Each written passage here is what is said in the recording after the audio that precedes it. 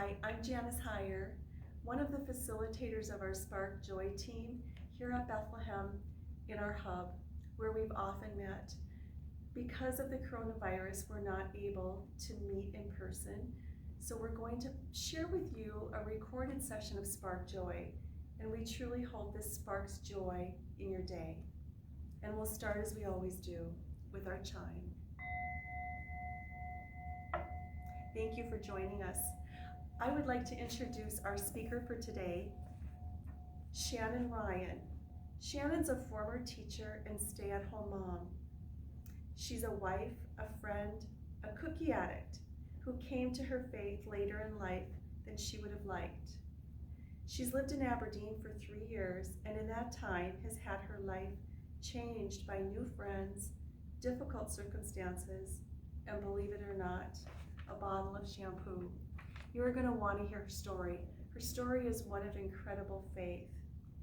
Shannon chose Hebrews 11:1 as her scripture. Now faith is the substance of things hoped for, the evidence of things not seen. That is perfect for the times we live in. Please enjoy Shannon's message, and thanks for joining us today. Thank you for that introduction, Janice. I'm really excited to be here. As you can tell, we're not at Bethlehem because we are in the midst of COVID-19 right now. And so we are hunkered down. I am in my bed, in my pajama pants, and that's how you're gonna get me.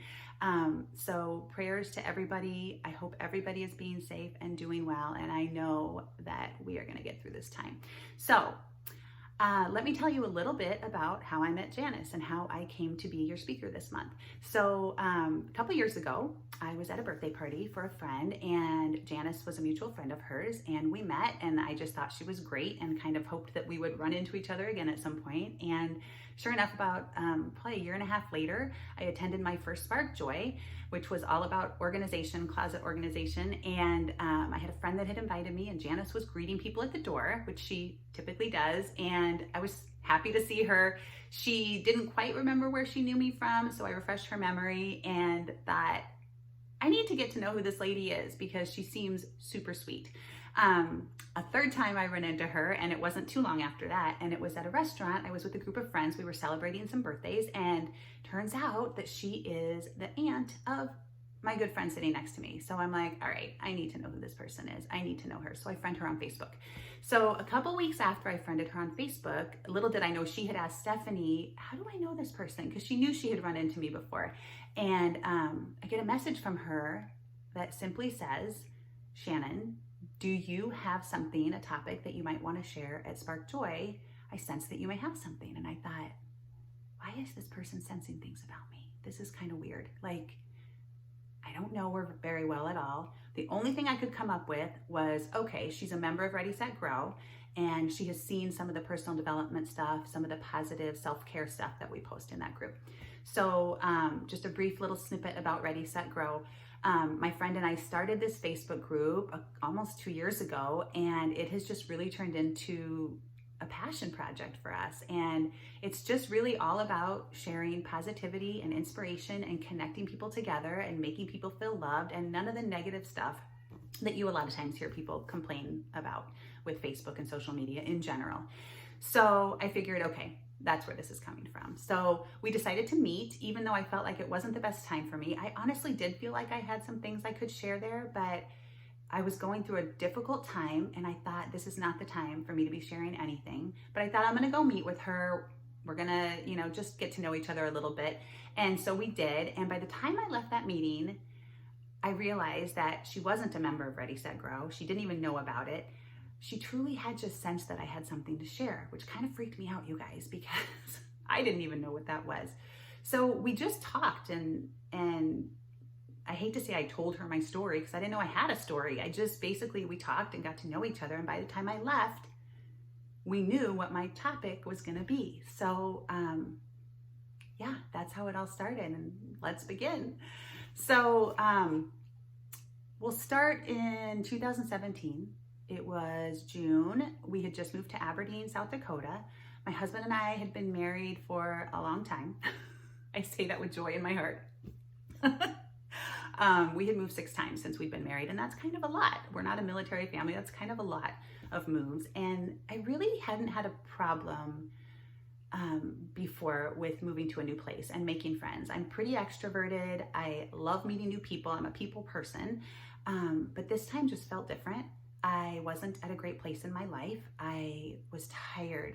I was just exhausted. I didn't want to do this anymore. And I had just resigned myself to the fact that I'm going to live here. I'm going to stay in my house. I'm going to be a hermit. I'm not going to have friends, which is so not me. I'm just going to, connect with the friends that I've always had through Facebook, and that'll be enough. I'm good. So I just focused on my home, getting everything unpacked, getting my kids settled in. And by the end of the summer, I'm keeping up with people on Facebook as I typically do. And we go roll into September, and I see my friend Kara from Casper, who's posting a lot about her hair. And I just, you know how you scroll past and you're like, picture, picture, picture. And I just started thinking, what is she doing? This doesn't seem like her. And so I finally figured out that she was selling shampoo on the internet. I was like, what's happening here? Like, this is weird. This doesn't seem like her. She's selling shampoo on the internet. So I contact her and I said, what's happening here? Well, meanwhile, my hair had taken a dive. The water here is not great. It honestly looked the most terrible it had ever in my life. And so I thought, well, she says this stuff is great. Let me try it. I became a customer. I wanted to support her business. And so I get the box in the mail. I'm all excited. I take my before picture and I get done and I'm like, what the beep? Like, I honestly couldn't believe it, you guys. I felt like an infomercial. Like, sign me up. What's going on here? Is it legal to sell magic shampoo? Because that's what this is. I could not get over it. So I call her, we get on the phone, and I upgrade to a market partner status, which basically means I can sell shampoo on the internet, like my friend Kara. Okay, I said, Kara, I am not selling shampoo on the internet. That's not what this is about. I'm a cheapskate and I want the discount. I get a bigger discount. I'm excited about that. I want all the things, give it all to me. And so that's why I'm signing up. But don't expect me to sell anything. Don't expect me to be a good team player, because that's not gonna happen. So here I am, like 2.5 years later, and I'm still selling shampoo on the internet, which I have to laugh at, you guys, because direct selling, multi-level marketing, whatever you want to call it, like, I did not have a good vision of that in my mind. My parents, when I was a kid, they sold Amway. And if you remember Amway, they sold a lot of different things, like a lot. I remember one Christmas, it was like shower gel and board games. And I felt like that's all we got. I'm sure we got more than that, but that's what I remember, you guys, is the Amway Christmas, and I wasn't thrilled about it as a kid. And so that's what I'm thinking about multi-level marketing. And I can laugh about that now, because now I look back and go, oh my gosh, like, I get it now. This business model is incredible. I don't need to go into all of that. I don't need to defend multi-level marketing. That's not what I'm here to do. But that's kind of what my thought was at the time. And one thing about direct selling that actually probably the thing I love the most is that they really encourage a lot of personal development. And never had I had a job before where they encouraged me to learn more about myself and to become the best human I could become. That just wasn't happening when I was a teacher or when I worked at Pier 1 Imports or whatever. I love you, Pier 1 Imports. So that's really what I threw myself into for the next 1.5 years. I was digging deep into personal development, and Rachel Hollis had really just exploded at that time. I'm sure she had been around for a long time, but she had exploded at that time with books coming out. And so it was all about like getting out of your comfort zone and facing your fears and, you know, all of these cliches that you hear that are actually really true. That's why they're cliches, by the way. And so I was really feeling that. And so Kara and I decided that we were in it to win it. We were doing this shampoo thing. We were the shampoo girls now, you guys, doing live videos. I mean, it was crazy. I still look back and go like, I can't believe we did that, and loved it. And it was amazing. And so we decided to go to our national convention in Washington, DC. So this was a full year after we had moved to Aberdeen. So it was September of 2018. And we were excited. This was like, it was a work trip, but it was like girls trip. We were ready.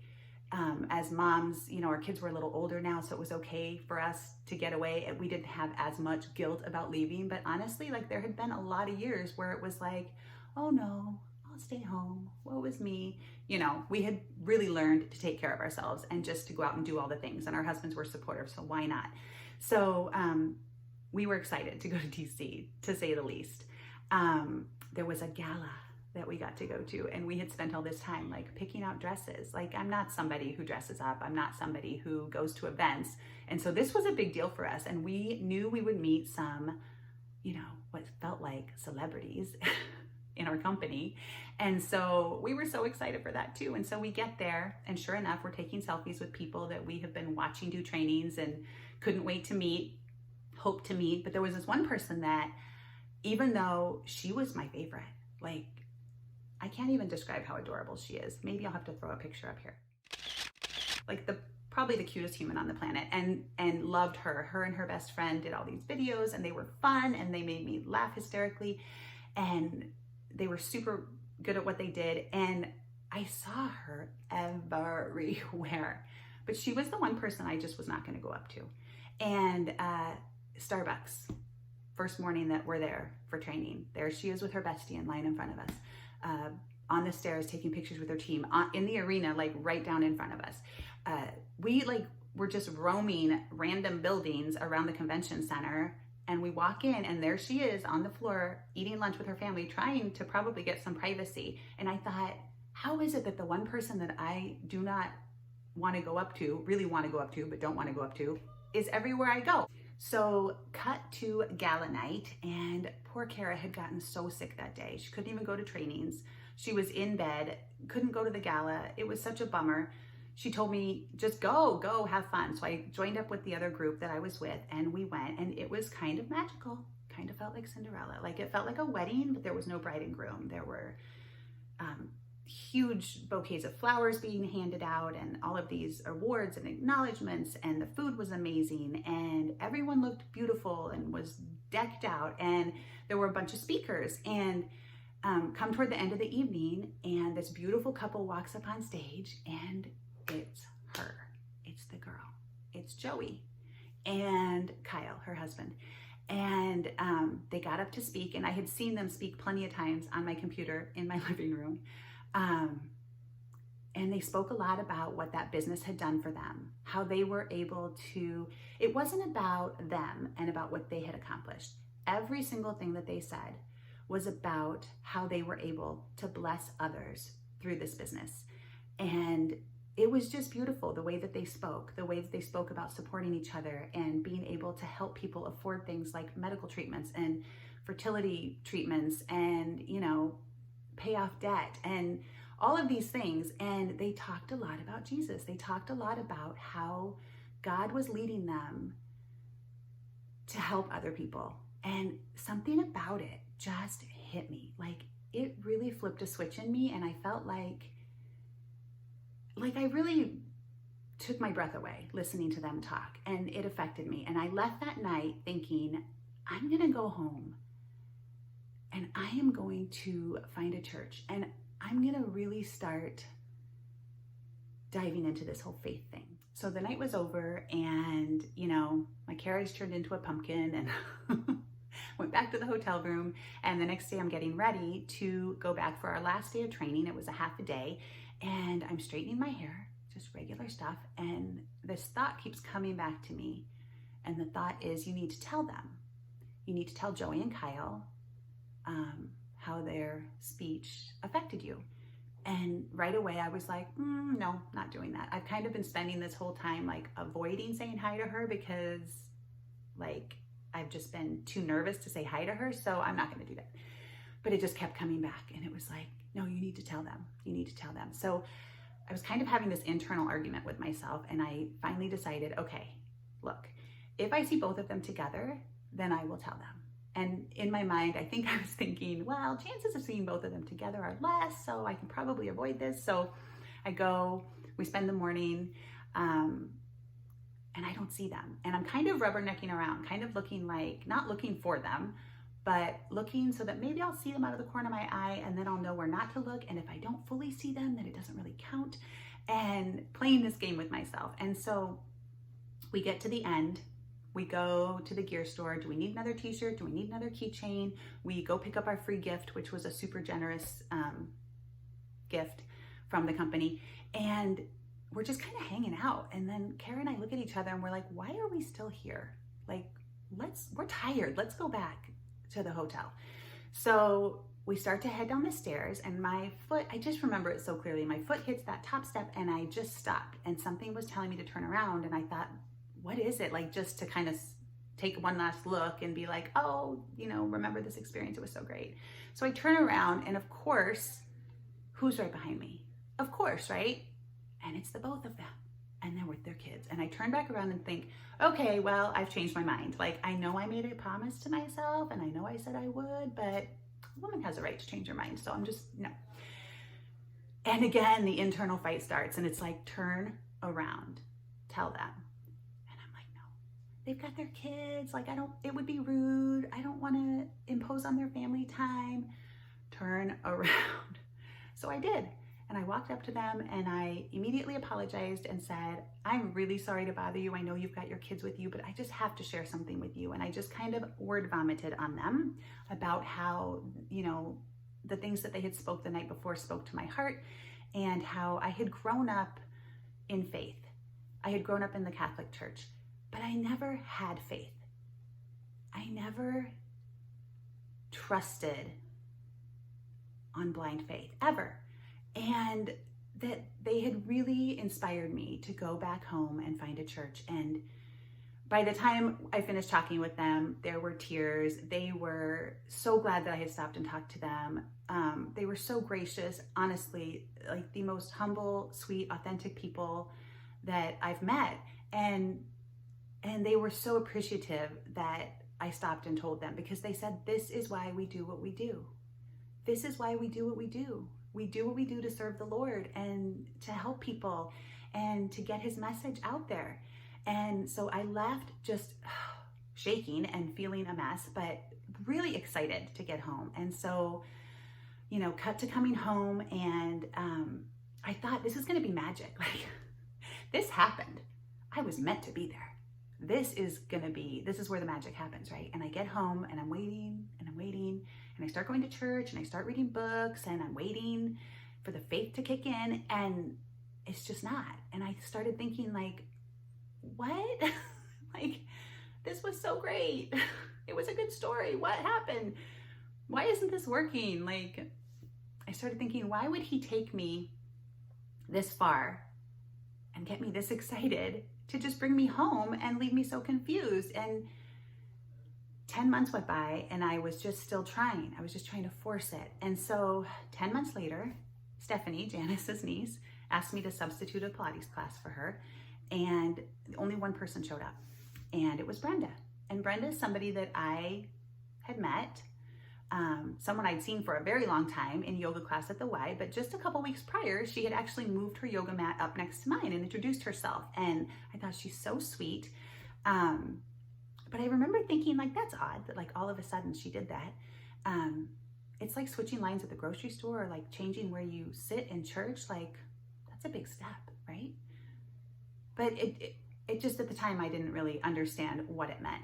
So we start talking, and I could tell she just had a lot on her mind and a lot on her plate. And so she started sharing with me that she was doing this huge auction sale at her grandparents' property, and it was physically exhausting. It was emotionally exhausting. And she just really had to vent. And she said something to me that took me off guard. And she said, "You're a woman of faith, right?" And I just kind of didn't know what to say, because I knew I was supposed to say yes, and I wanted to say yes, but I'd been forcing this faith thing, and I didn't feel like I'd be honest if I said yes. And so I kind of shared that a little bit with her, and she told me something that made me stop in my tracks. She said, "Well, God told me to move my yoga mat next to yours, and he told me that you have something to share with people." And I'm not gonna lie, I was a little freaked out. I was like, what? Well, by now our hour was up. We had not even laid down to do our workout. And I said, we need to continue this conversation. So we decided to meet for lunch later in the week. So we show up at Palm Garden later in the week to have lunch, and I was fascinated and just so interested to hear what she had to say, because this is what I had been praying for, is that God would speak to me and tell me what to do. Tell me what this magic moment is that you have where all of a sudden you have faith, right? And this is a person that God actually speaks to her. So I was intrigued, to say the least. So we talked, we got to know each other a little bit better. I picked her brain about faith, and she brought out this book and said God told her to bring this book to read a certain page to me, or to give me to read. And again, I'm like, what is happening? I don't get it. So I wanted to share that page with you, because this is when the light bulb went off for me. So this is a book she was reading. It's called Waking Up in Heaven by Crystal McVeigh. So she pulls this book out, and it's page 222, which also has exceptional significance that I won't have time to share today, but I'm just going to read it to you, the page that she was told to share with me. So Crystal says, and anyway, it's not important why God chose me, because what happened isn't really about me. And the lights all those women saw around me, those aren't about me either. Those lights are about God. My story and my testimony is all about God. Everything I've gone through in my life is all about God. This book about God and his presence in our lives. So when I say, why not me? I mean, I'm just like anyone else who has ever searched for God. I'm like anyone who has ever longed to feel God's presence. For all the doubt and skepticism that has kept me tied up in knots for years, I can honestly say I never stopped looking for God. I never stopped yearning for a relationship with him. Even in my darkest moments when I vowed to cut God out of my life, I never really did. I just kept talking to him, and he kept pursuing me. I was talking, and he heard every word. And he was talking, but I couldn't hear a thing. Maybe he picked me because he got tired of me not listening. But here's the thing. God talks to all of us. Yes, God was there with me at my speeches, but God is there with all of us, always, no matter what we're doing. You don't have to see a glowing light to know that God is with you. You don't have to die and go to heaven to know you're in his presence. All you have to do is want to have a relationship with him. All you have to do is look for him. Seek and you will find, it says in Matthew 7:7. Knock and the door will be open to you. I did a lot of seeking and knocking, and finally I found him. Or maybe more accurately, he found me. So I read that, and before I read that page, I was thinking this could go really good or really bad. This could be something so meaningful, or it could be a total letdown, and I could have no commonality with this at all. But as I was reading through it, I know I didn't read the whole thing. I know I stopped to tell Brenda how much this mimicked my own life. I had done all of those things my whole life. I had pushed God away. Like I said, I grew up in faith, but I didn't have faith. I had cursed his name. I had pushed him away. I had told my mom at one point, don't pray for me. I'm not a believer. I was difficult. But I had also prayed at times. I had asked for forgiveness, and I had prayed for friends' children when they became sick, and I had asked God to please get me out of difficult situations. So what I realized is I really had only spoken to him either out of anger or out of fear, but I had never really tried to build a relationship with him. And that was it. That was the moment that like everything clicked into place for me. It was like that switch was flipped again, but this time the light came on, and I started telling Brenda immediately about the story about Joey and Kyle and their message that God is always with us, and that their business was really a gift from God so that they could share God with others. And as I'm telling Brenda all of this whole story, it dawns on me that I've always been hearing him. I've been getting those nudges all along. When I heard, tell them, you need to tell them how they affected you. When I heard, turn around, go talk to them. That wasn't my thought. I thought it was my original thought. It wasn't. I 100% believe at this point that I was getting those nudges all along, and I just didn't hear them. So that was a big moment for me. That was the moment that I really was waiting for. It was really that magic moment to feel that feeling, and it was there, and I was so excited.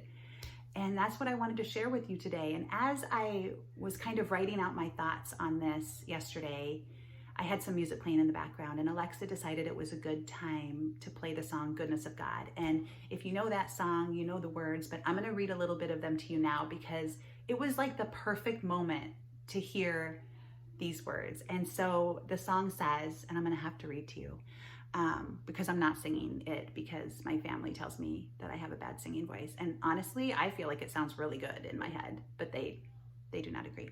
So here's how it goes. It says, all my life you have been faithful. All my life you have been so, so good. With every breath that I am able, I will sing of the goodness of God. Your goodness is running after me. I really want to sing it, you guys. Your goodness is running after me. With my life laid down, I'm surrendered now. I give you everything because your goodness is running after me. I hope you sang it. I really do believe that God has always been running after me. And I just was so stubborn and I just wouldn't stop and slow down and listen. And I'm so glad I finally did. He's the Forrest Gump of runners, y'all. Like, he kept running and running until he finally caught me. And I'm so grateful. And here's why. Because I've always lived my life as a worrier, living 30 steps, like I said, ahead of myself, and really just making up stories in my head about the bad things that were going to happen. And now that I have this belief and I have this faith, that worry is gone. Like, I can give it over to him and know that I am loved and I am cared for, and he is going to make everything okay. And I feel like in this time right now, that is more important than ever. To have that peace is just like nothing I've ever experienced. And I never thought that I would be the person that would be sharing this story. I would have bet everything I had against it that I would ever be here telling you this. The girl who told her mother not to pray for her because she wasn't a believer. So that's what I want to leave you with today, is that's my story. And I hope you've enjoyed it. I hope it's been maybe inspirational to you, or at least entertaining.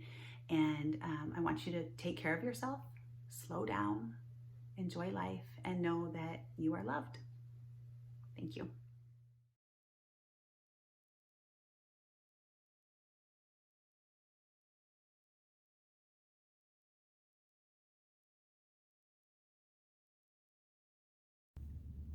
Hi, I'm Joelle Rachel, a member of the Spark Joy team, and I would like to sincerely thank Shannon for her message today and for helping us to deliver it in a new venture for our group.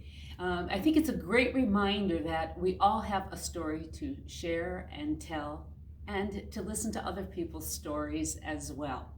Let's close with a word of prayer. God of wisdom, help us through our pain, worries, and problems, and replace them with health, happiness, peace, and faith. Have a healthy weekend. Goodbye.